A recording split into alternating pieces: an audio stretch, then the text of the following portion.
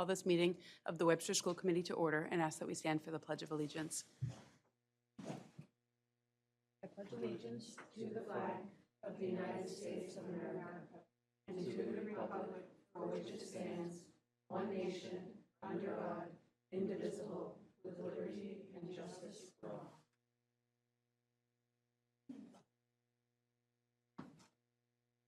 It's nice to be back. Nice to see everybody.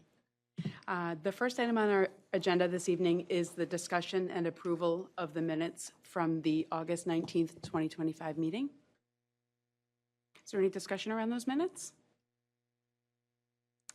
Hearing none, I'll entertain a motion to approve them. So moved. Second. There's a motion and a second. Desiree, would you please poll the committee? Yes.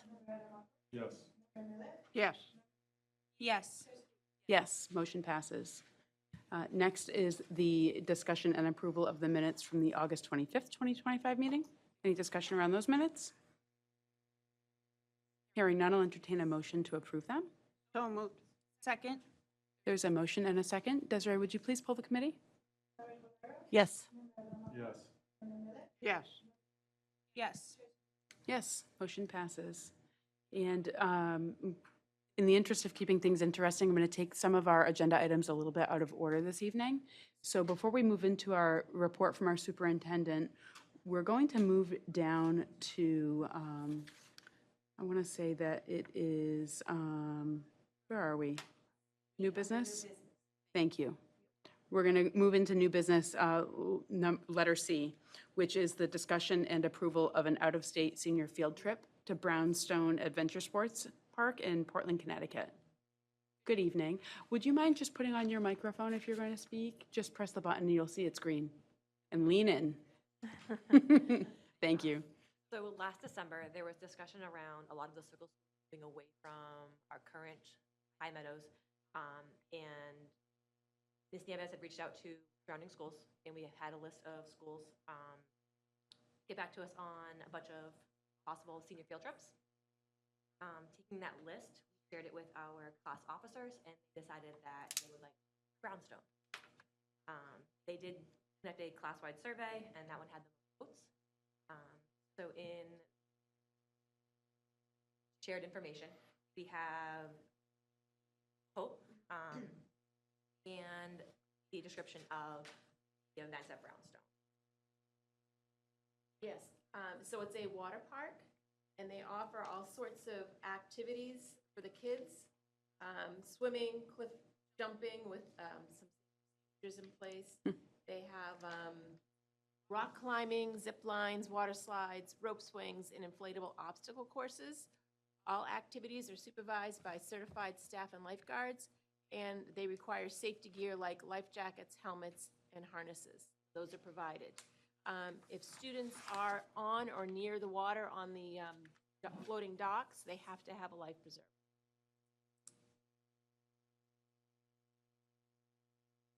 The staff is certified, and they will manage different activities with the students, and they will deny access if a student's behavior is in danger to themselves or others.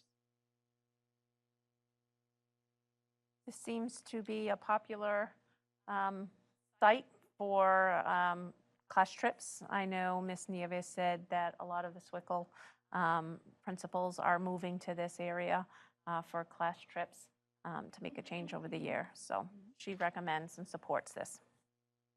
Great. The cost is about $6 or $8 more than per student than High Meadows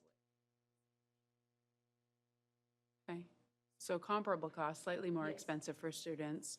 Do students usually pay for their participation? Is there any fundraising affiliated with this? How does that work? If you would. So we have fundraising scheduled for the entire school year already. Mhm.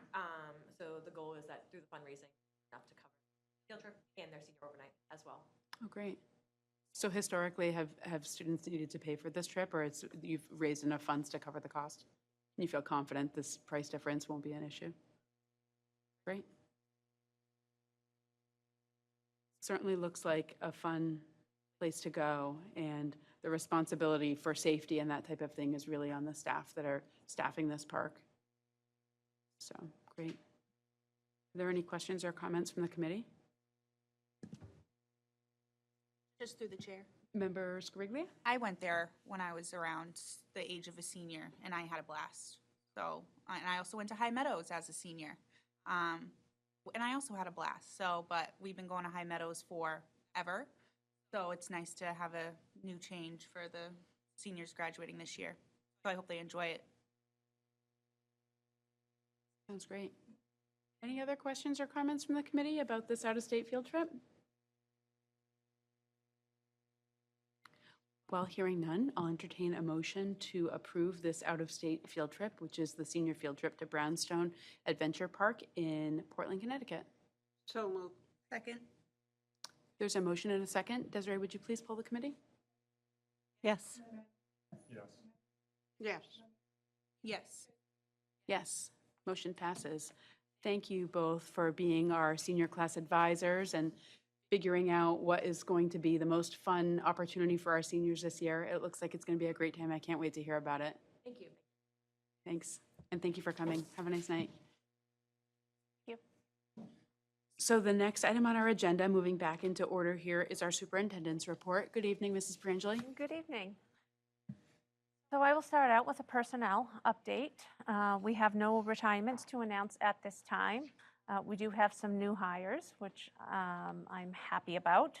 I will go through the list. We have a Mary Sarachik, an ELL teacher at Webster Middle School, and Angelica Gomes-Little, who is a school adjustment counselor at Webster Middle School. Leah Mattioli, a school counselor at Webster Middle. Katie Coble, who is a special ed teacher at Webster Middle. She's also a graduate from Bartlett High School. So welcome back, Katie. Melissa Flinton, a para at Park Ave. Kyle Kreidler, a physical ed teacher at Park Avenue. He's also a Webster student, a Webster resident. And Antonia Rodriguez, world language, has come back to Webster to teach Spanish at Bartlett High School. So I'd like to welcome them all to the district. We're excited to have them on board, and I hope they have a wonderful school year. As you can see, there is a list of resignations below. A lot of them, actually all but one, are paras or ABAs. Unfortunately, we have those are positions that we see high turnover in, so we are actively seeking paraprofessionals and ABAs. We have been advertising, and I don't know if you saw, did a little Facebook post out there trying to attract people. They're important positions to fill. We do have some applicants coming in, and hopefully we'll be able to fill those positions soon, so I won't read the names. And then we have no transfers at this time. And below, you will see the vacant positions that we do have. We still have a couple special education teachers across the district that we are looking to fill, one at the high school and one at Park Avenue. We also have it's been a little busy at Park Avenue. We have multiple maternity leaves going on. So we're starting the year off already scrambling, looking for people to cover positions, pulling some of our AIs to cover some classrooms because of maternity leaves. So hopefully, as people come back to work, we can fill some of those positions and get back to normal business. But it's tough when you're starting out shorthanded to start. So hopefully we can fill some of them. Are there any questions about personnel? Through the chair. Have any of the people who resigned done an exit interview? We can get a better look at why. We haven't done them recently with this last group. That is our practice to do exit interviews. But I have not done, I know a few of them have told me why. They were just looking for other employment. I can tell you, just looking at this one, didn't want to be just, has a medical condition, felt it was going to be too much. Another one has a different career that they were doing. So some of these I know already, the reason why they left. So, but that is our practice. We do exit interviews with people who leave. That's a good practice. And Absolutely. sometimes- It's always great to get feedback.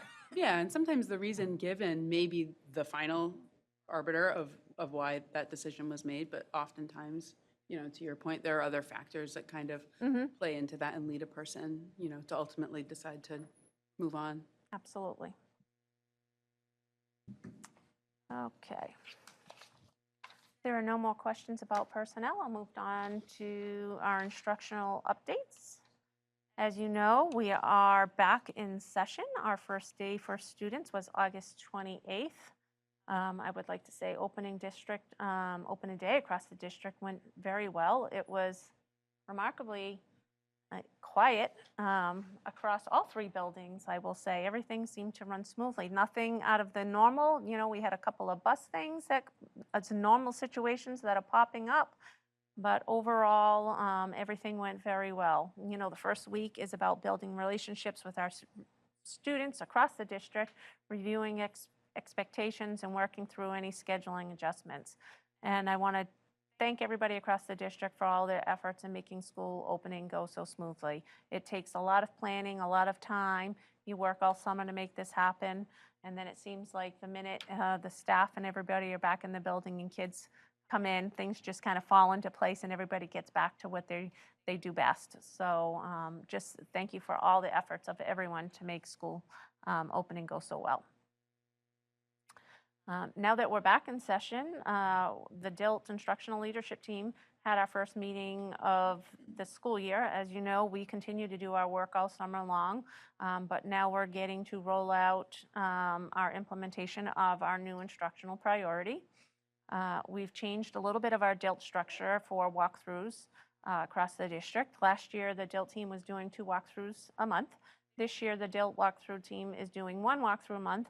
The central office team here will be doing the second walkthrough, and this will free up some time for the principals to do and walk on their own. They found it was difficult between the 2 walkthroughs there to find time to do their own, so having us do our own will give them the opportunity to do some walkthroughs with their staff in the building. So it'll actually add, hopefully, another walkthrough and open up some time as we do that, which is great.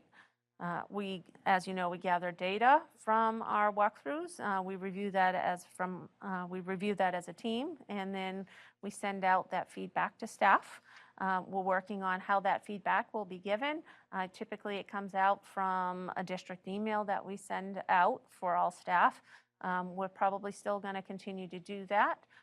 But then administration will be reviewing it with their teams at staff meetings, and then it'll fall down into your ILT and go into your department. So we're communicating across the district. It's important that everybody knows what's going on in the classrooms, what are we seeing, to help improve on our practices across the district. As you can see in our packet, we've worked on a new walkthrough tool. This is all around transparency. We want our teachers to know what we're looking for as we come in, what practices we're using. So the walkthrough tool is in your packet, and that is going out to staff. So that way they know when we're coming in and we're giving feedback what we're actually looking for when we walk through. Are there any questions about that? No? We're excited to get going on that. It feels good to be getting back into that daily routine. Also this year, we're very pleased to be starting off with our CPAC. Ms. Shari here is here tonight, our Director of Student Support Services, and we'll be giving an update for you. Good evening. Good evening. I am very proud to be here tonight, especially speaking about the CPAC and the upcoming events. This year, we have 9 scheduled events throughout the year, and they are going to be led by 2 parents who are co-chairing, Jennifer Gardner, who has a child at Webster Middle School, and Sabrina Pichet, who has a child also at Park Avenue. They also created a lovely flyer that's part of your handouts. Thank you, Shari. Sure, you can. So the 9 events are going to speak to basic rights, and we have also arranged with the building principals who are in agreement to have the providers participate in the meetings, and it was very positive, the response. All the providers, like the physical therapists, speech and language pathologists, occupational therapists, were really appreciative of the notice and really excited to be present in the upcoming events. Really exciting to be able to start out with a CPAC where we've struggled for so many years, so that it hasn't fallen off the radar. Hopefully it'll continue to grow, more involvement, and it's a great way to get information out to our families who need support in special education. So we look forward to that partnership. We also are starting across the district to continue, not starting, we're continuing our work around strategic planning. We have 2 meetings scheduled in the month of September.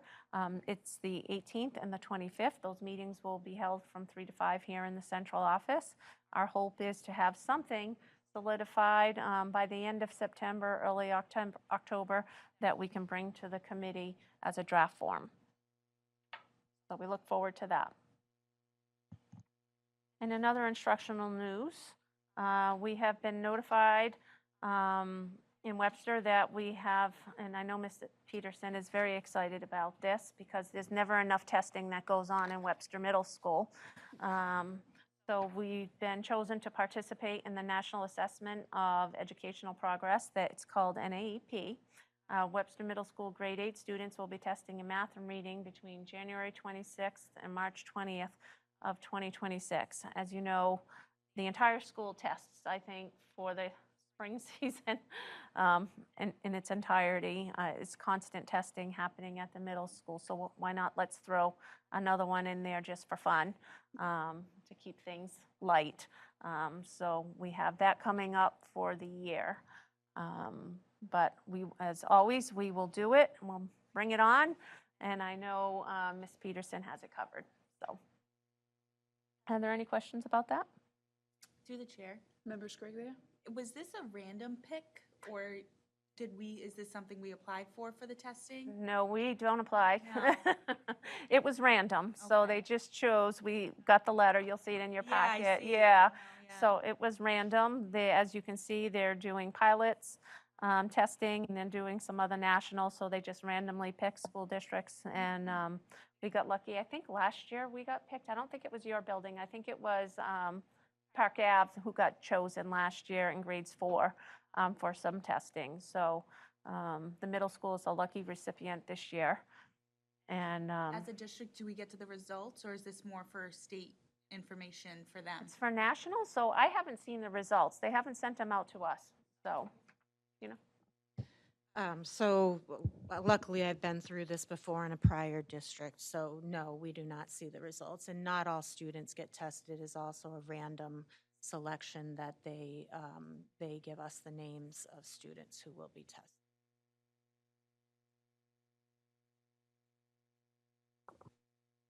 Any questions about that? No?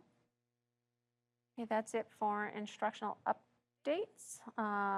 And other updates, we are excited to say that we are excited about our continued partnership with MAPFRE and host another visit here. Her Royal Highness Elena, along with the new Foundation MAPFRE head Elvira, will be coming to Webster and visiting our schools across the district.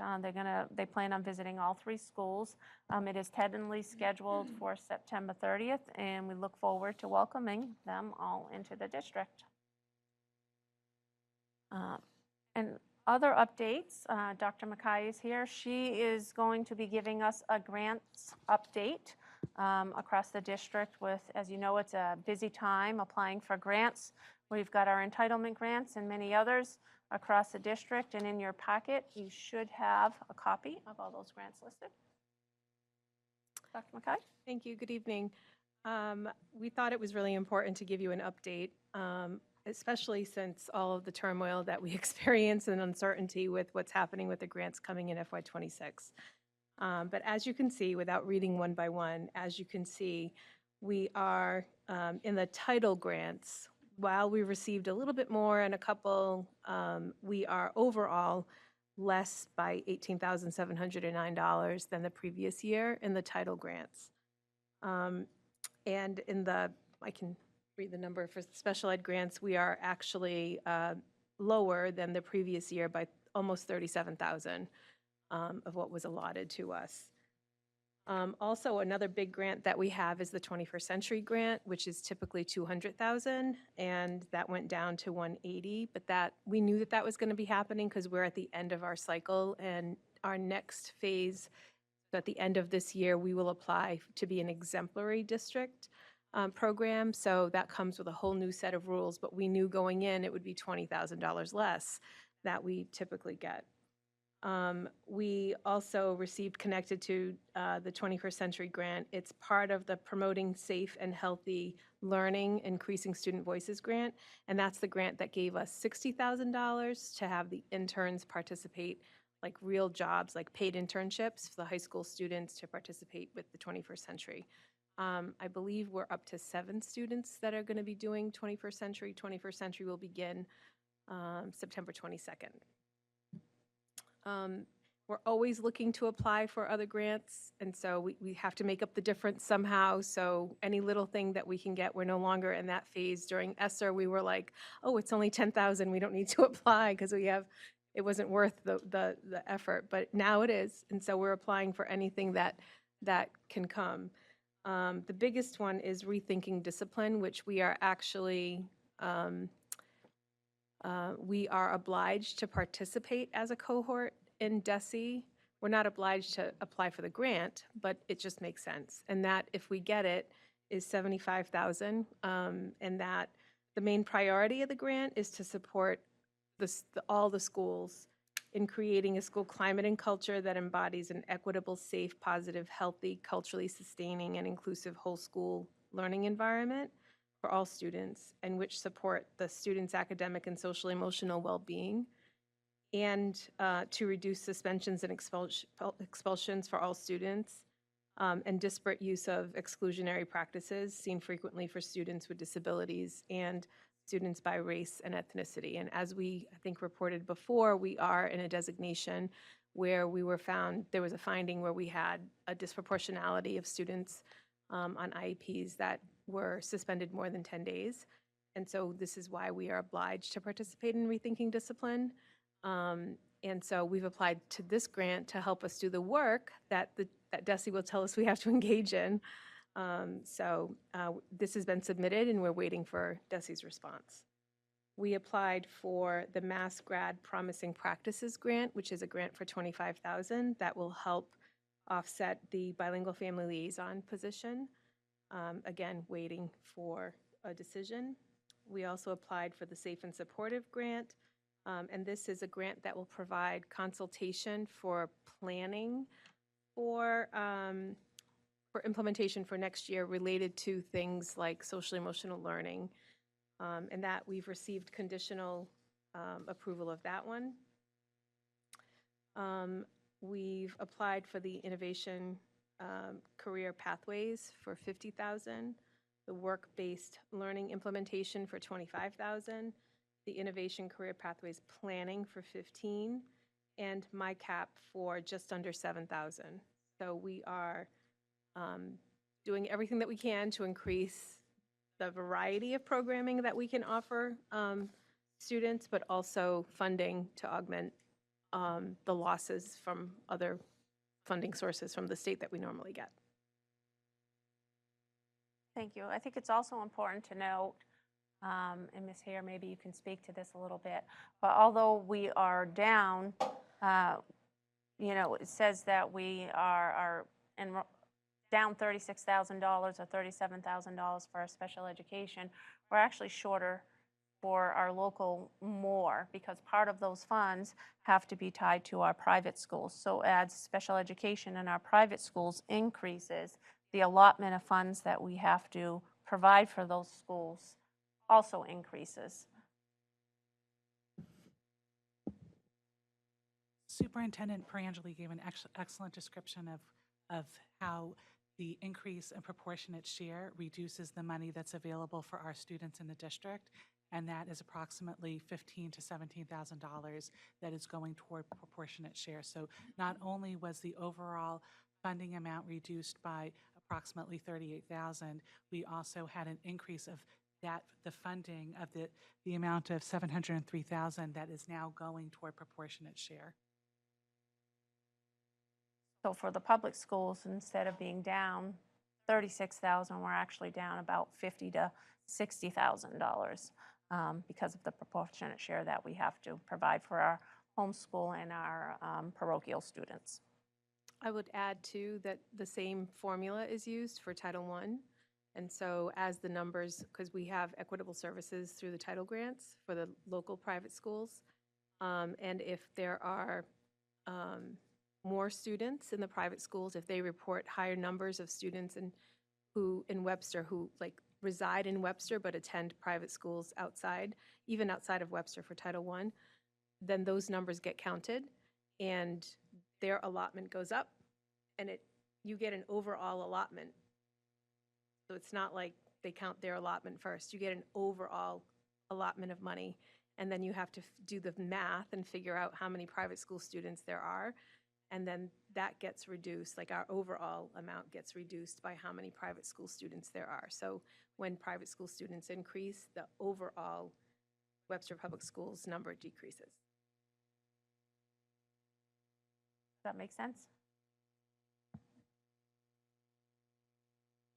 It sounds like, if I understand correctly, we have one pot of money, if you will, that we can fund special education services for all students who live in Webster, regardless of where they go to school. Is that what you're saying? And if they're going to a private institution, wherever, whether it be here in Webster or elsewhere, if they reside here in Webster, the funding comes from our public school budget? That's a good question to clarify. So we get an allotted amount, and it's for Webster Public School residents. So if we have a Webster Public School resident attend a school, like a parochial school in Worcester, we don't share funds with Worcester. Worcester uses their own proportionate share. Oh, I see. Okay. So if we have students that live in Thompson, Connecticut, and they attend a parochial school, we do use our proportionate share funds for out-of-town students that are going to school in our town that Okay. are parochial. Thank you for clarifying that. It's different for Title I. So for Title I, the difference is if you are a Webster resident and you attend a private school outside of Webster or even in Webster, Title I is connected to economic disadvantage, to economic need. And so they may be eligible, or, but then if their family isn't coded as economically disadvantaged, then we don't share funds that way. So for the students that live outside, that go to school outside of Webster. For parochial schools in Webster, it's Title I is the share that they get. So it's a little bit different than, like, it's almost like reverse between the two grants. There's a lot of formulas that we have to figure out. Thank you for clarifying that. It's important to note that there's a big difference in the years because as we're already starting to head into budget season for the next year, so we'll be looking at FY27 budgets moving into October. These things are important to point out because when there are decreases or we see those shifts and change, it impacts our district, and then we need to figure out what are we going to fund and where are we going to make up that lack of funding. Which kind of leads me into the next thing on our article. So I think grant funding is great. It's important. We are constantly looking for new ways to bring money into the district, new grants to apply for. How can we best support the work that we want to do, knowing that it solely can't be done on our Chapter 70 funds that we get alone. So I appreciate all the work and effort that goes in. This is a big undertaking. Grant management is a huge undertaking. Dr. McKay does a great job. It's also taxing on our business office. The amounts of the way you have to apply for grants, the way you have to draw down, the financial reporting that goes around it, tracking it, all the requirements, all the compliance that comes with it. It's a huge undertaking to manage a lot of this, and a lot of time is spent on it, and it's invaluable to the district. So I just want to say thank you for that work. And we will continue to look to see how we can supplement things in our district, supplement the work that we're doing, because as we head into the new budget season, the uncertainties under a lot of the grants or the funding that we get through our local Chapter 70 is always a question. So we need to figure out how we can support the work that we're doing. In your packet, there was an article that was put out on September 3rd from Chicopee Public Schools, worked with them on this. And, you know, we hear about a lot of federal cuts, what's going to happen at the state level. And a lot of times when you hear about any of the health cuts or Medicaid cuts or SNAP cuts, you wonder how that is going to impact public education. But it does have a tie to our Chapter 70 funding that we receive through the state that supports our education. So there's a really interesting article in there that I put for your reading, if you'd like to look at it. But it really talks about how the potential cuts to Medicaid programs and our SNAP programs, how it impacts our Chapter 70. As you know, our Chapter 70, we get money for low-income additional funds, and it's ranked, and that comes from our Medicaid benefits. They run reports, and whoever qualifies, that's how they come up with the money that puts us in a ranking. So with people at risk of losing benefits, is going to decrease those numbers, which will ultimately impact our Chapter 70 moving forward, which could mean a loss of funding to the district. And as we see our need increasing, our special ed numbers are increasing, the support staff that we need are increasing. You're going to see that later on tonight. There is a real concern about how we are going to continue to fund and where is that funding going to come from to keep up the level of support that we need here in the district. So it's just always on our radar. It's something that is really high on our radar. We're paying very close attention. So if you have time, take a little bit to read the article. I know we're going to be starting these discussions sooner than later in preparing. So I think the more informed we are, the more we can speak to it, the more we can speak to our community partners about, you know, how and why and where the funding comes from, because it's more than just state funding that impacts where we're getting our money, more than local receipts. There's a lot to it. So anything we can do to help clarify and get understanding, we're happy to do that. Are there any questions about that? No? Next is just enrollment. As you know, it's a busy time of year. This is another thing that impacts our Chapter 70 funding. We're really careful at this time of year going through our enrollments, making sure we're knowing who's coming in and who's gone out. High level, it does appear that we are on track to prior years to our enrollment. We do have a higher enrollment right now at Park Ave and at the high school. We've had an increase of students coming in, so that is a good thing. Middle school is starting a little lower. They had a big grade level leave in the 8th grade. So we continue to monitor at the beginning of the year, that first week of school, we're checking, looking at attendance, calling families, people who don't come in. Where are they? Are they enrolled somewhere else? Where did they go? And we still have new enrollments walking through the door on a daily basis that we are working with. So I hope to give you a complete enrollment, something that has solid numbers at our next meeting. But it is something that we pay very close attention to at this time of year. It's very important that everything is cleaned up and solid by our October 1st reporting. And then lastly, under my other report in your flyer is Grandparents Raising Grandchildren flyer. They have an upcoming meeting on September 10th at 9:30, which is being hosted at Oxford High School in their community room.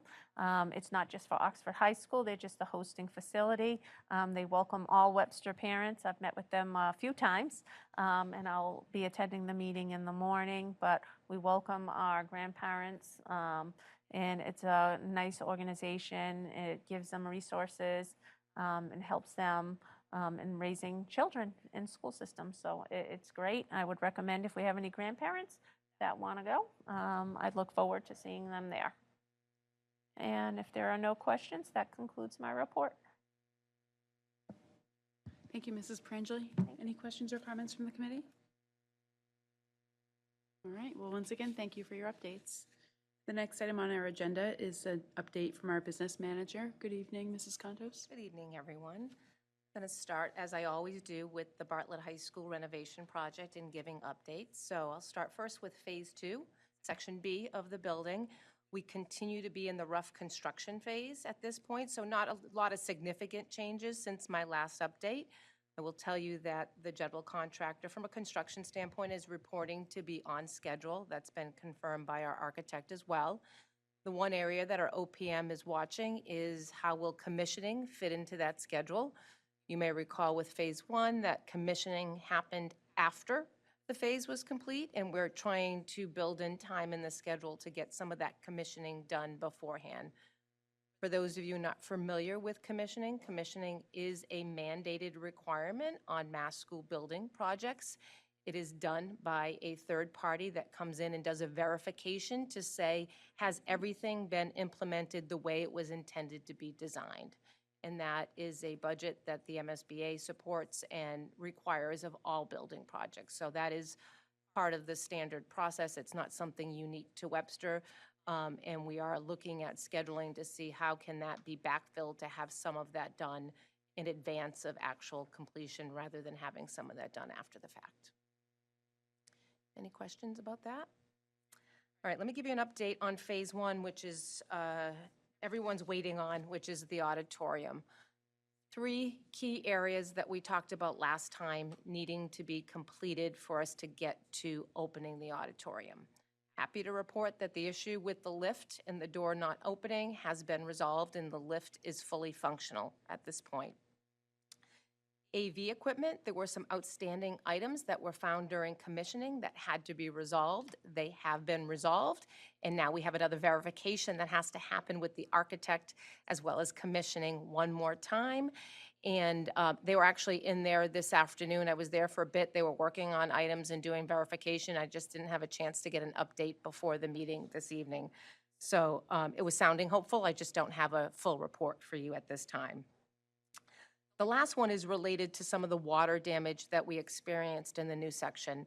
And I want to be clear, because I'm not sure if I said this last time, that we did take in water from the roof, but I want to be clear that that water is coming from Section B roofing and not the new section of the roofing that had been completed. I'm not sure if I made that clear last time. And so what we decided to do was our architects hired the environmental hygienist. Fuss and O'Neill, they're working on this project in a lot of capacities to come in and actually take a look at the areas where we believe there had been water damage. They evaluated the area. They asked for the GC to open up several areas and walls so that they could get inside and inspect that. So they were here on September 4th and 5th to do that evaluation. We are waiting for their report. They do both air quality testing as well as visual inspections in those areas. The lab will take a few days for them to get the air quality test back, but they will be issuing a report to the GC on what actions they need to take to close up those walls and to remediate any findings. At this point, I can't tell you any specifics about what they have found or what they're going to require for remediation. The only tidbit that we did get this morning was they did find another area that they asked to be opened up that they saw moisture in.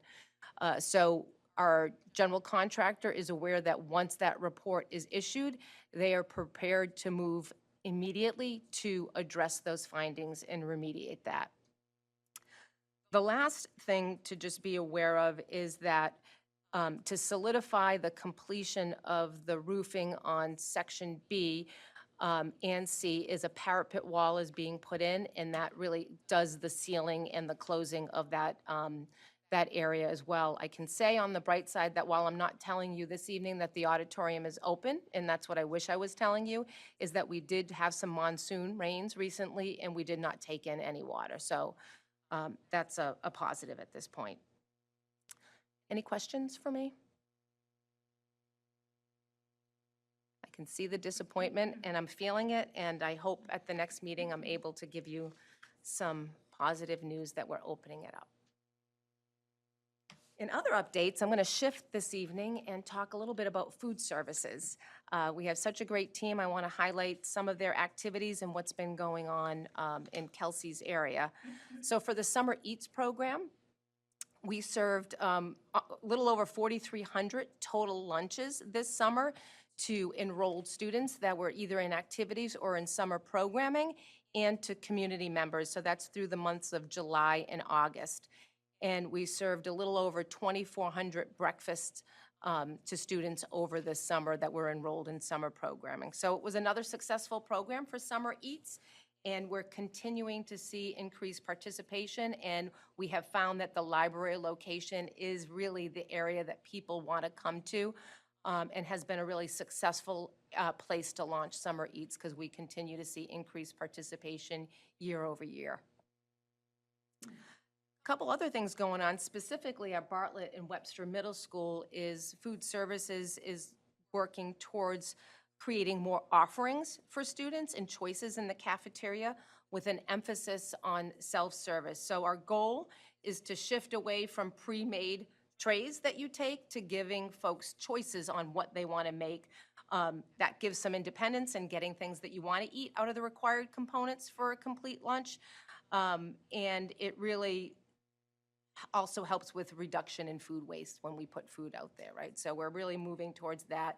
Oftentimes, we're putting out surveys about things that students might want to eat, and even doing taste tests so that they can give feedback. So really excited about that, and they're getting super creative on their offerings, so that's been exciting. Another really exciting one, which we kind of touched upon a little bit with programming over the summer and some of the activities we do, but it's really our farm to school program. So the food services department, in conjunction with a full team, our farm to school team, have been able to extend the program at Bartlett High School now. So we have 2 raised garden beds outside by the modulars, and we have multiple classrooms that are participating in indoor growing using hydroponics systems. So that's exciting that we're seeing that expand. And all 3 schools are actively participating. So for this school year, we focused in on 3 goals, and that's really continuing to raise awareness across the district about the program and how that might be able to be incorporated into the classroom. So getting some of those ideas incorporated into the curriculum, and hosting more farm to school wellness events, right, to really promote wellness and good nutritious eating, and really whole foods is a real focus of that. So really excited about all the work that they've been doing and spearheading that. The participation and the excitement that everyone has about it. I don't know if you've had a chance to see it, but at Park Ave, we have a new sign up outside of the gardens that's really exciting and inviting, and the kids really enjoy it. And lastly, just some maintenance things to be aware of. We are facing some increase in repair needs. We've seen at Park Ave, we've had 3 critical areas of equipment that we've had to have serviced: our kettle, our steamer, as well as our garbage disposal over the summer to be ready for school. So garbage disposal continues to be a little temperamental, but that's actually turned out to be a creative opportunity for the food services team, and they've actually shifted to composting some of that they can then use in the garden. So really been creative in the heat of equipment not working, making the most of that waste. So we're going to continue monitoring all the equipment and really do some analysis about how much more do we invest in actually repairs versus looking at replacement to that equipment over time. And that's what I have for an update this evening, and open it up if there's any questions or comments. Thank you, Mrs. Contos. Any questions or comments from the committee? Through the chair. Member Scriglia? I just want to echo about what Mrs. Conto said about Kelsey and all the work that she does for the summer. And I can't drive by, the library during the summer and seeing everybody out enjoying the lunch and food that's provided to them. It doesn't look like meals; it looks like a party, and that's just so awesome to see right in the center of our town. Thank you for that. I agree with you. I also, Ms. Condos, just want to compliment you on the work that's being done on the school building project. I think it's thankless work in a lot of ways. And everywhere you turn, there's people who are dissatisfied with a project that's on time, on budget, and really actually going extraordinarily well despite some of the challenges, many challenges that we've faced and you all have worked through. You can get a project done quickly or you can get a project done well, and you're getting it done on time and ensuring that things are being done correctly.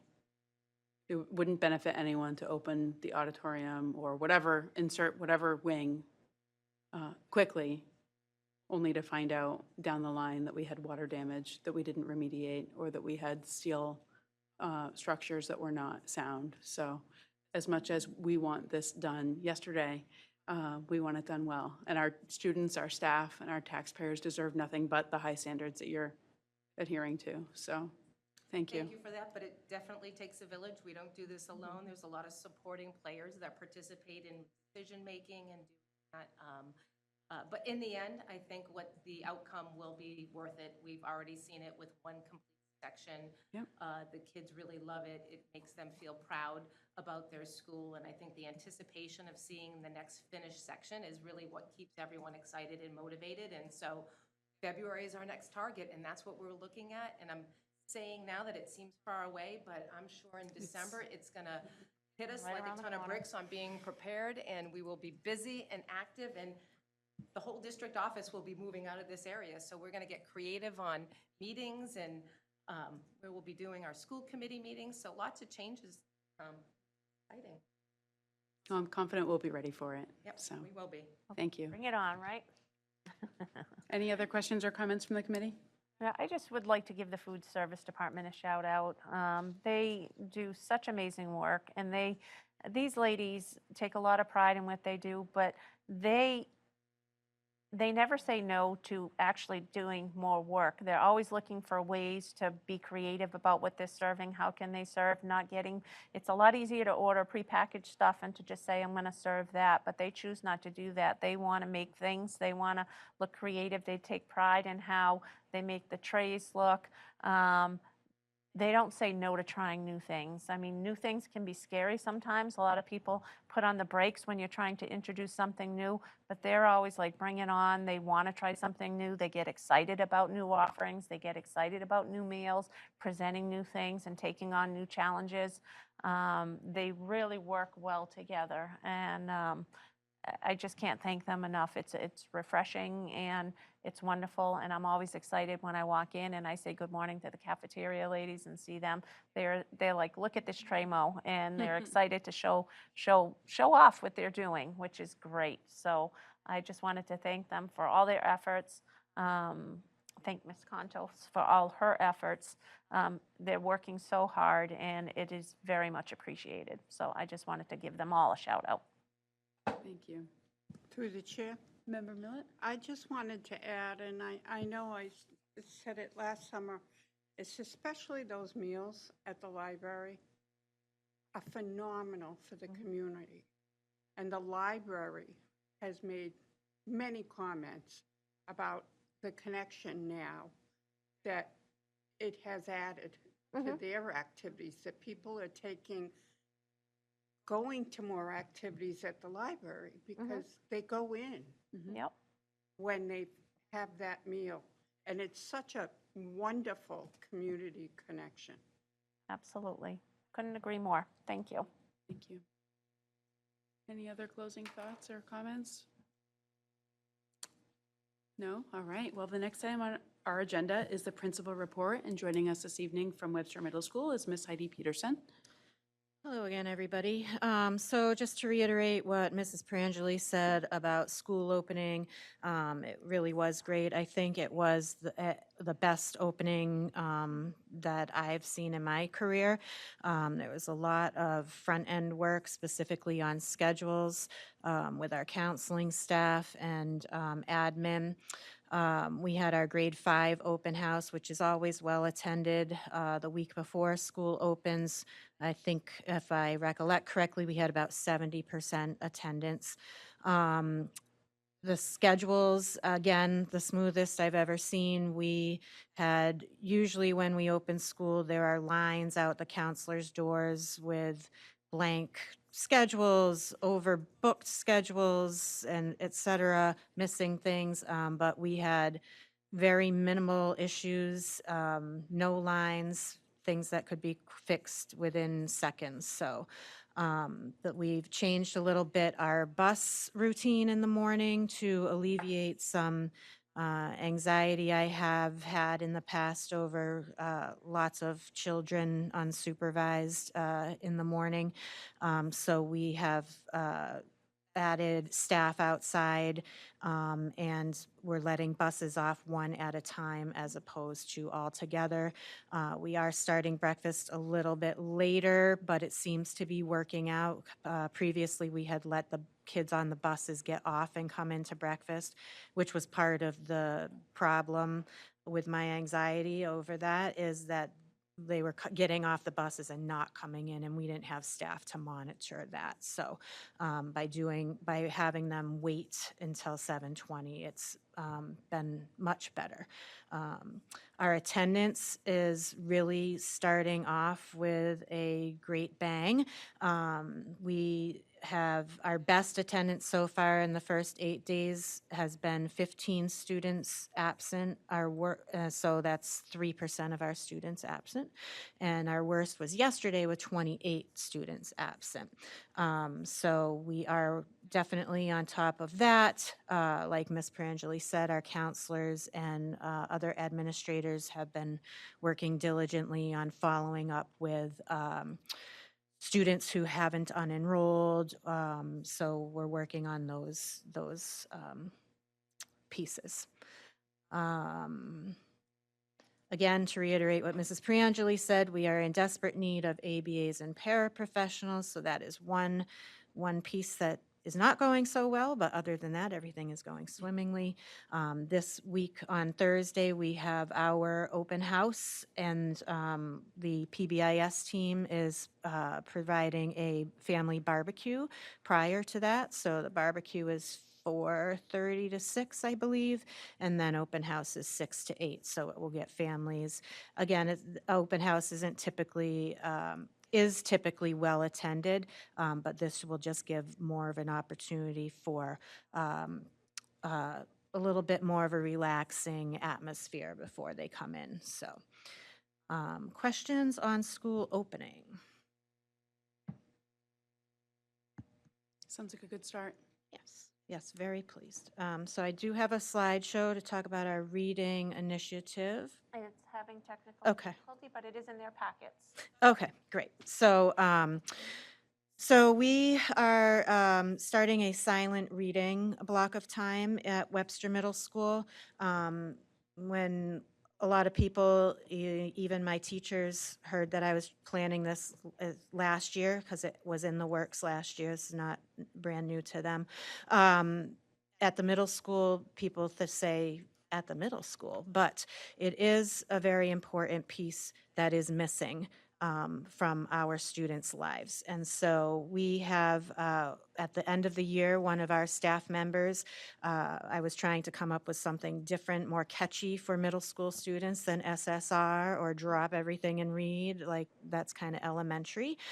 So going along with our Wildcats Roar theme, we are doing Roar reading, which is reading offers awesome rewards. So that is what we are doing. So why are we, if I could get my own slideshow to work, why are we doing this? Really, I could provide you with a ton of research, a ton of articles, so I'll try to cull it down for you, but basically it's for academic success. What we as teachers know, and me as a former reading teacher know, that reading is the basis for all learning. And when students or people don't read, you aren't able to do other things. You can't do math because that requires reading. You can't do science, you can't do social studies. It's all reading. So reading improves reading for pleasure improves cognitive skills, it builds vocabulary, builds language skills, it improves memory and concentration because you're sitting for a longer period of time. A lot of our curriculum does not allow for novels anymore. It's pieces of novels or short stories, and that does not build the skills that are needed for those pieces. It increases stamina It increases world knowledge, and there's also a ton of research on enhancing mental well-being as well from silent reading.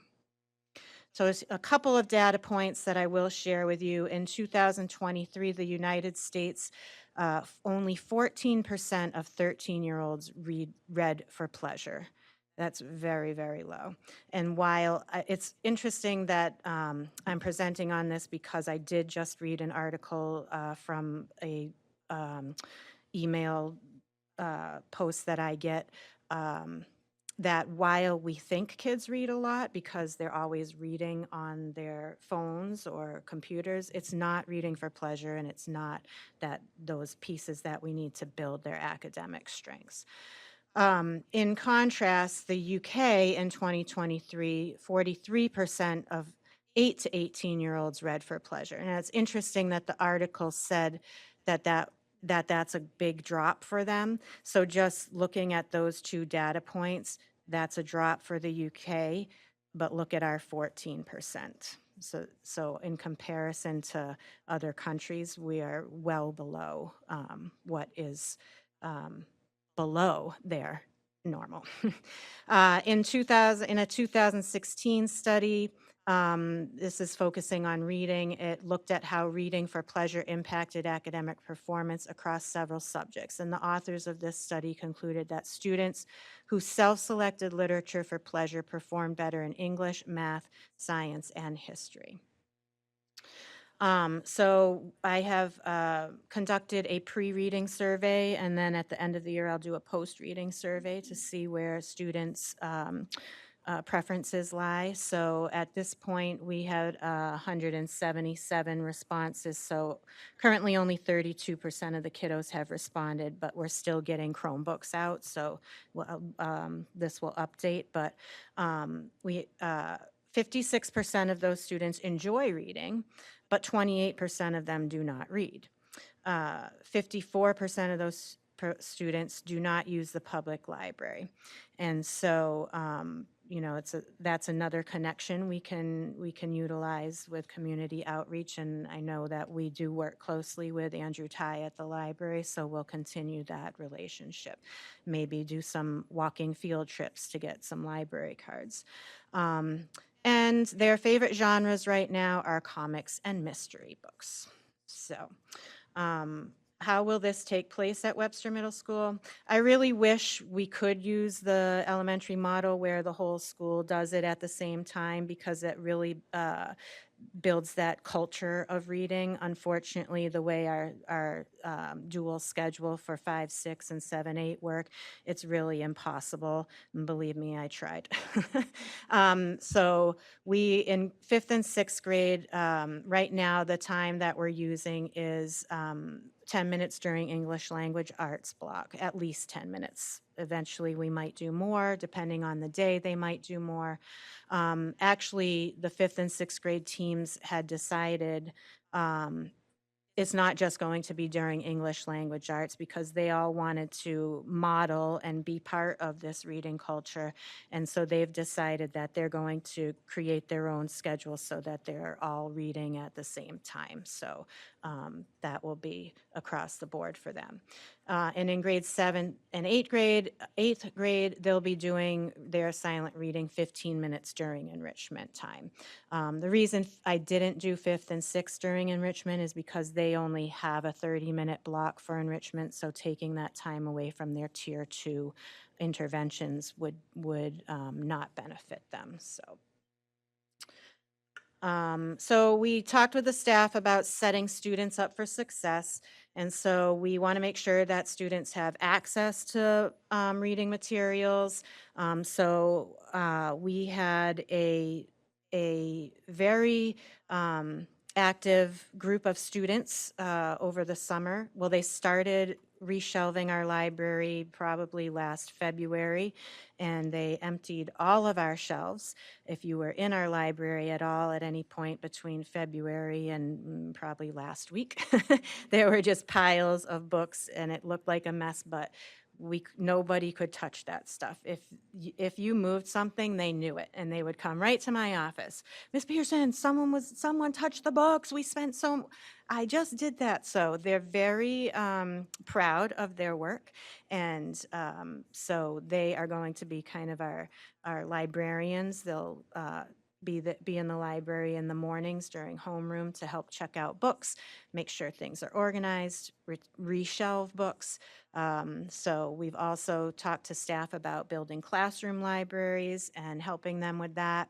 And also, because this is a choice, to make sure that we're providing various levels of reading for them and really opening it up to whatever it is that is in print in front of the students, with the exception of it needs to be a hard copy, no phones, no Chromebooks, et cetera, Kindles. So magazines are okay, newspapers are okay, poetry's okay. If someone wants to bring in a Bible to read by themselves and not promote things, that's fine too, but it really is their choice. And the students are very excited about that. So, and also we talked to staff about creating a conducive environment for reading, thinking about when we read, you don't want to be sitting like this reading for 20 minutes, a great novel. So kind of lightening up, allowing a little slouching, or maybe have some pillows in the room, but depending on the teacher's style too, we don't want to force anything for them. So maybe some quiet music, some safe, flexible seating choices. So, and then one of the most important things is modeling. So teachers shouldn't be doing work while the students are reading, that they should be reading as well, which they are very excited about. So, so that is our reading initiative, and that is why and what we are doing. So I'd be happy to answer any questions about that. Thank you, Ms. Peterson. Questions or comments from the committee?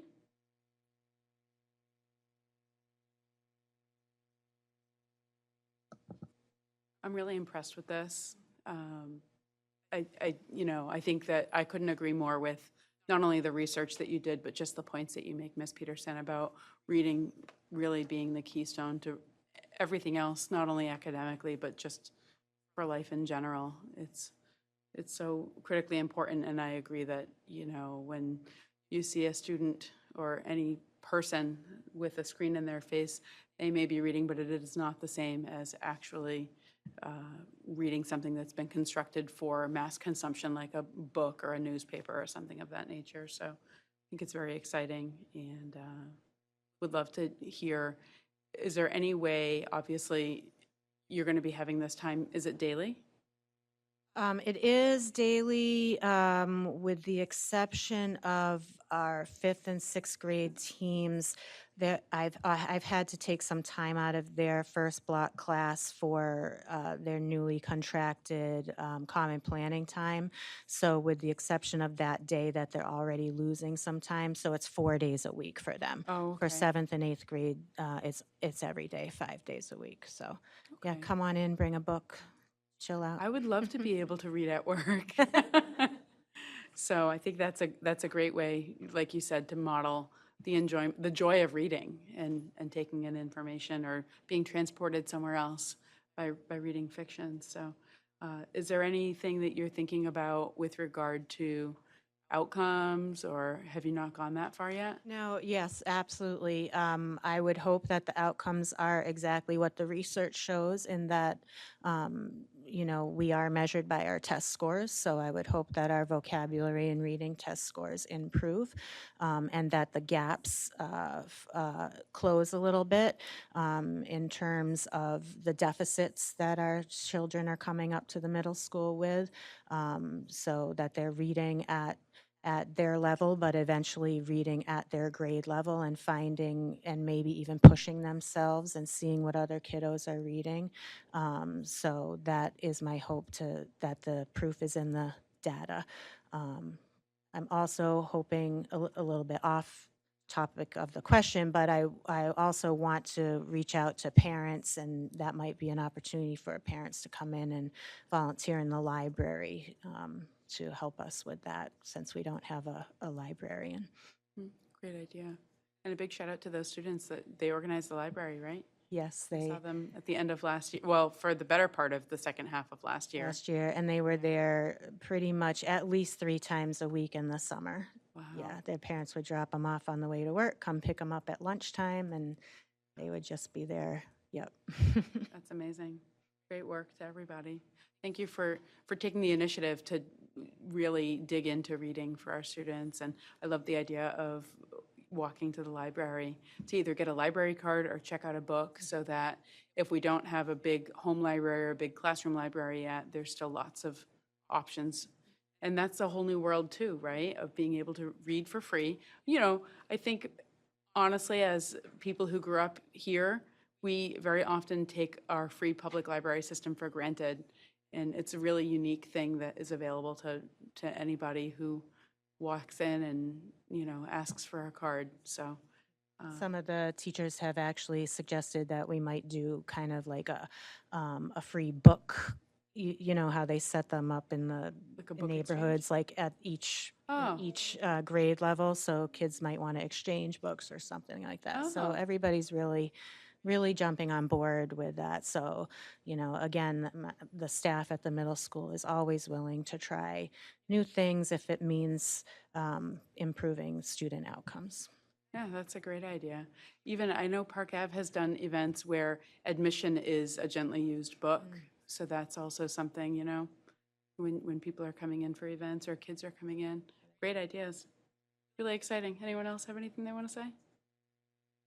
Through the chair? Member Caleros? I just think it's a great initiative, and I think that it just opens up a ton of possibilities of things you can do at the school. So it's starting with this, but I can just see it really unfolding in lots of different ways, like getting kids talking about different things, getting series involved, getting the teachers more involved, doing like, you know, mystery readers. Like there's just so many different things you can do. I think it's really great, and it's really just, like you said, like the keystone to all learning, especially math now has so much reading involved. You can't really get away from it. So I think it's great that you're doing it, and I can see it really blowing up in years to come as you kind of just keep unfolding it. Great. Anyone else have anything they'd like to share or ask Ms. Peterson? Well, thank you for your updates. Great to hear about attendance too, by the way. Going back to the top of your report, it sounds like even the worst day being 28, it's still quite good.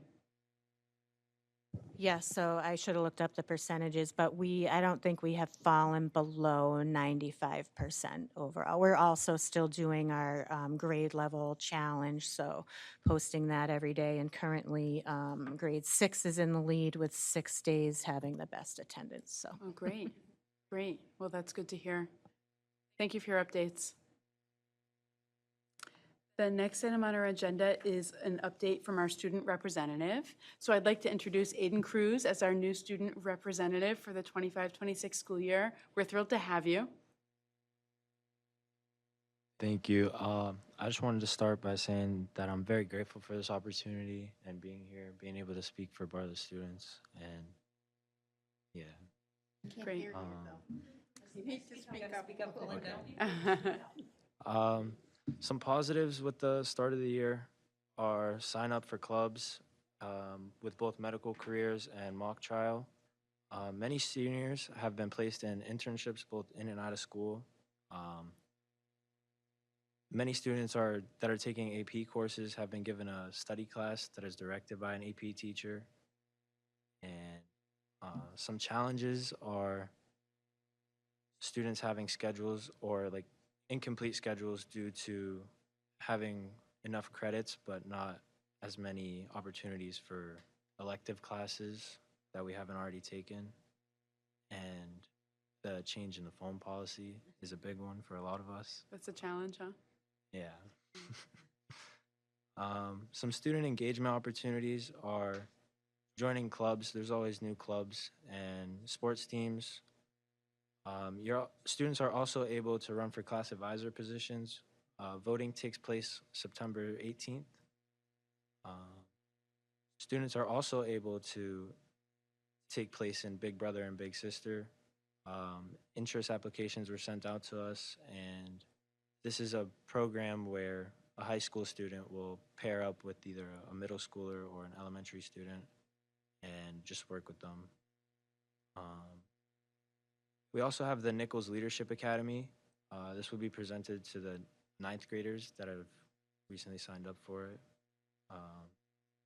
Some student events we have are community meetings by grade level, where they're held to go over student or school expectations. And we also have Family Feud coming up on September 19th.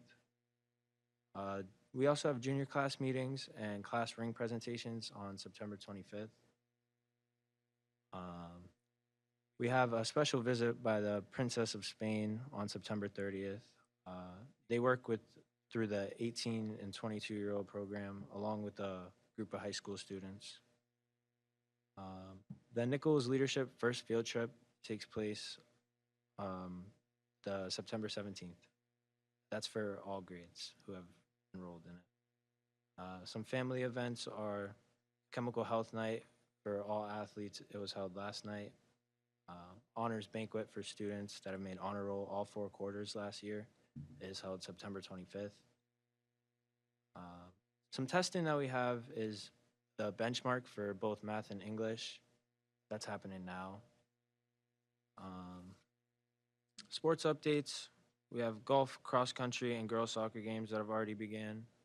And volleyball, boys soccer, football, and all their games will take place Friday. We also have a senior update, which is senior breakfast, class meetings, and class ring presentations. That's on the 26th. That's all I have. Okay, that's a lot going on. Some highlights. Yeah. And you mentioned a couple of challenges, especially the cell phone policy. What does the cell phone policy look like this year, Aiden? Well, you're not allowed on your phone at all from 7:10 to 2. Oh, And if you're caught, then you have consequences. They're pretty strict on it. Like, they're very strict on it. okay. They don't really play about it. So, I think it's good, though. I think it's good. I don't like it, but I think it's good for students to not be on their phones and pay attention, because it's helping me so far. It is helping you? More focused in class, you think, or Especially in math. really? Yes. Okay. And lunchtime, is lunch different when people don't have a screen to look at? Yeah, a little bit. Sometimes, like, there used to be days that I would sit alone, and not being able to go on the phone was a little bit of like a struggle, but it gives you an opportunity to make friends and talk to people, which I think is good. I think that you should be able to go up and, like, today a new person sat with me, and he didn't want to at first, but I offered him to sit, and he ended up sitting with us, and he looked like he had a fun time. That's awesome. Yeah. So it's opening up those opportunities to have that human interaction. That's great, even though it's painful. I know any of us, whether we're students or grown-ups, it's hard to detach from what we're familiar with. Gives you an opportunity to look up and see what's around versus looking down and missing Yeah. everything in front of you. Yeah. Yeah, but it's a hard adjustment. I think, maybe ninth graders coming up haven't known anything different at Bartlett, but for a 12th grader, you've had a different routine for the last several years, so that's different. All right. Any questions or comments for Aiden? Just a quick one through the chair. Yeah, Member Scriglia? At house parking, has anybody, with the construction, is everybody managing going from building to building or finding parking when they need it? I don't know much about the parking. I know for students, you had to fill out parking passes, and if you're parked in the incorrect number for your parking space, then they sent out warning slips to make sure you park in the right spot. But that's all I know. Everything's working good over there, though. I have a follow-up to that. I can tell you that so far, we'll expect more students to probably get their license, but we have about 20 spots filled in the parking lot for students, and we have 16 spots open for the remainder of the year. Oh, as that's students great get news. licensed. Yep. Good deal. We were kind of worried about that, so that's good to hear. Yeah, so I think as students get licensed, there'll be more spots available, and we're reserving those for students. Great. All right. Well, Aiden, thank you for your updates. It's great to see you and to hear all about what's going on at Bartlett at the start of school. Thanks for spending your Tuesday evening with us. So typically, our student reps are very welcome to stay for our whole meeting. If you have a lot of homework or you have other things that you need to attend to, don't feel rude to pack up and head out, but you're very welcome to stay as long as you desire or are able. So, yeah, you're welcome. So let's see here. The next item on the agenda under old business is a monthly report on fundraising applications. It looks like this meeting, we have one fundraising application from the Bartlett High School Gridiron Group, and that is their annual gold card discount card sales. So that's happening from August 27th until, looks like about next week or this weekend. As a reminder, it is not the role of the school committee to approve fundraising activities. That's done at the building level, but we do review them. Any questions or comments about this fundraising activity? Hearing none, I'll move on to new business. And the first item under new business is a reduction of a 0.5 FTE nurse position that's currently vacant and an increase of a 0.5 nurse assistant position. Correct. As you know, during the budget season for FY26, we had some significant nursing needs come to rise for us across the district. We've actually had some additional needs come up, but through the process, one of the nurses that we had in the budget, the family opted to use private nursing, so that position is available. But we have another position that requires an LPN, so it could be a nurse assistant. We currently have a 0.5 nurse assistant vacant, so what we'd like to do is move half of that nurse position since it's not being utilized right now. I don't want to remove the whole thing because we do have a potential other couple of situations that might need nursing, so we don't want to remove the whole position yet. Just in case, but we know there's a need for a 1.0 nurse assistant that we can utilize right now, so we'd like to move 0.5 of that over and increase the 0.5 position to a 1.0 nursing position. We are seeing needs that are unprecedented that we have not seen before in Webster. I don't know if you want to speak to that a little bit, Ms. Hare, or... Sure, I could say that we have 2 students that are on ventilators, which is very, very unusual. When in speaking with peers that are from Worcester Public Schools in the 25 years that they were in nursing, they had never seen such. So to have 2 in our district is very unusual, and they're starting off very young in the preschool and advancing through our grade levels. We're also seeing students with increase in feeding tubes and requiring nursing for other treatments that they need to receive during the school day. We also have students that go out of district that may require nursing that we have to transport, that we have to provide nursing support on the vehicle to and from.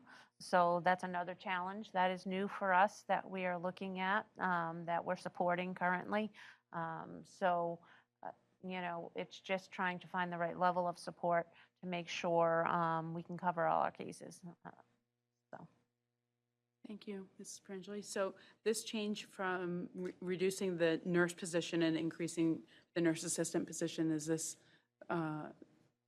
it's a good thing for our budget, right? It's a reduction in cost? It is. It is a Okay. reduction. As a nurse assistant, the pay scale is different from teacher. The teacher position is in the teacher contract. The nurse position is in the teacher contract. But the other one is in the assistant, and it's an independent contract. Okay, thank you. Any questions from the committee about this request? Hearing none, I'll entertain a motion to approve a reduction of a 0.5 FTE vacant nurse position and increase a 0.5 FTE nurse assistant position. So moved. Second. There's a motion and a second. Desiree, would you please poll the committee? Yes. Yes. Yes. Yes. Yes, motion passes. Thank you for, first of all, serving some of our most fragile students for their medical needs, and also trying to do that in a way that's not overkill, right? Cost effective and giving students just what they need. So, good deal. The next item on the agenda is a request for FTE ABA and 4 FTE instructional assistants at Park Avenue Elementary. This is an increase in positions, is that right? Yes, that's correct. It's an increase in positions. We were very pleased about a couple of weeks before the start of school at the prospect of starting the school year fully staffed in terms of having FTEs. We were going to have an actual surplus of 1 FTE where we're going to come to school committee and maybe transfer ABA positions to IA positions. And unfortunately, well, I wouldn't say unfortunately, we have had an amazing amount of move-ins into the district. Students with IEPs have exceeded 43. And that is a record number of students coming into our district with IEPs. So that's why we are asking for these positions to support the onslaught of students that have moved into the district. And then we can speak to the funding a little bit, because last year, some of the positions that we were unable to fill or just salary amounts, we had significant savings in our special education grant. So we're starting the year this year paying our paraprofessionals out, so that'll give us a little surplus in the FY26. We were hoping that we were going to carry to help us in our future budget, but unfortunately, we're going to need that to fill these positions for a funding source, as we don't have the money in our LEA budget. Thank you for clarifying that. Mhm. Any questions or comments from the committee about this request? Just quickly through the chair. Member Scriglia?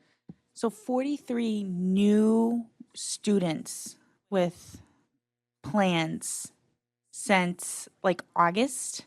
When was It would be 43 over the summer. over the summer? Okay. And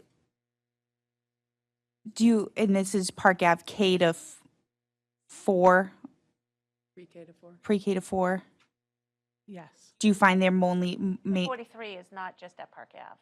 No, no, okay, it's throughout the whole district. okay, but Park Ave is, Park Ave had 14. okay, and they're the ones that were requesting the 5 additional staff for them. Yes, most of the students that moved in had one-to-one or IA or ABA at that level. That's not untypical. That's typical for students that if they're going to have support, it's going to be in the younger grades. You start to see it fading out when Totally. they're older. And I think you and I have talked about this before, the fading support and the one-to-ones and how we can support our students without gaining their independence as they move through Park Ave into the middle school. Absolutely. So we're addressing it in more than 2 ways, but I could speak to 2 ways off the just to respond to that. We are meeting monthly with representatives from all 3 buildings to work on fading support plans. The representatives are going to be part of a full special education meeting. They're going to include representatives from admin, all the related service providers, and special ed teachers, and we're going to form a task force to address that. And then the other issue is the other way that we're going to address it is we're going to move to programmatic supports, so that this way they're not gridded. So as the students improve and they become more independent, it's not something that we have to take away on the service delivery grid. It's part of programs. So we're gonna probably start off hopefully at the preschool level, and then this way we will not have preschool advancing throughout the grades with the support on their grids, because as they mature and develop skills, they need it less and less. Totally. Thank you.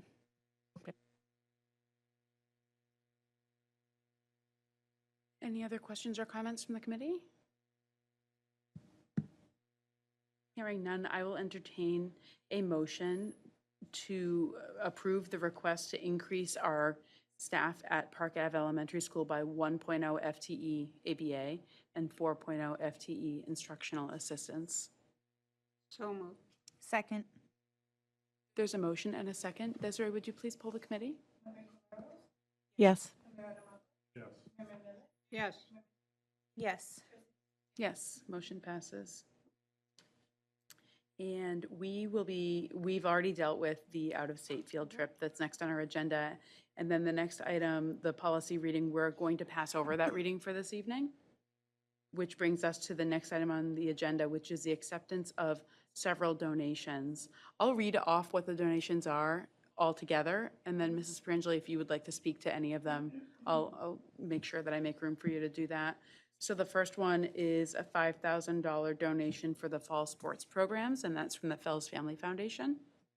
The next is approximately 80 school backpacks from the Greek Orthodox Church to Park Avenue Elementary and the Webster Middle School.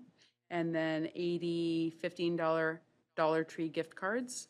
And those are also from the Greek Orthodox Church, and they were donated to both Park Avenue Elementary and the Webster Middle School. And I would just like to thank the Fells Foundation, the Fells family. They are always so generous to the community in general, but specifically the school department, always contributing. So I want to say thank you to that. And I also want to give a big shout out to the Greek Church. They are great partners to us. We talk to them throughout the year. They open up their facility to us. They open up their parking lot to us to help us on certain events. They partner with us. They donate to our students. So we just wanted to give them a huge thank you and a shout out and appreciate all the community partnerships that we have. We really, truly couldn't do it without all our partners. So we just want to thank them. Great, thank you. Any questions or comments from the committee about these donations?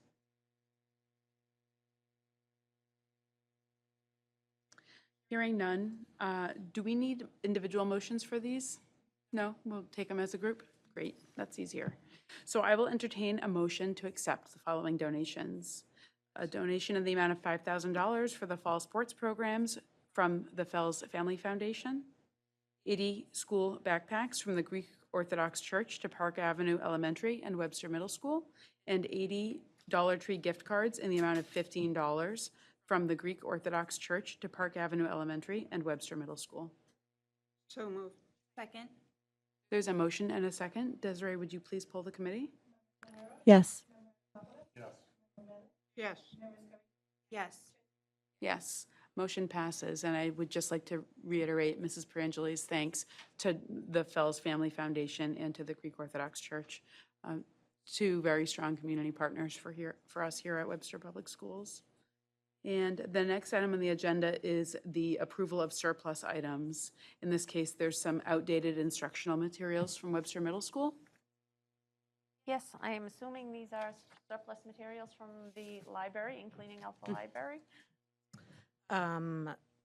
Actually, yes, some are, and then some are some textbooks that are outdated, that have been replaced, and videotapes that are pretty much not usable.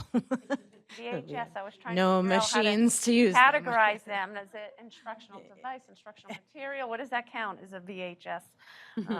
So Okay, these are surplus items. all right.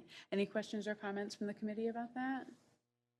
So I will entertain a motion to declare surplus items of miscellaneous National Geographic books and other devices from Webster Public Schools, and to direct the superintendent or the business manager to auction off, donate, or otherwise recycle or dispose of these materials in conjunction with Mass General Law 30B.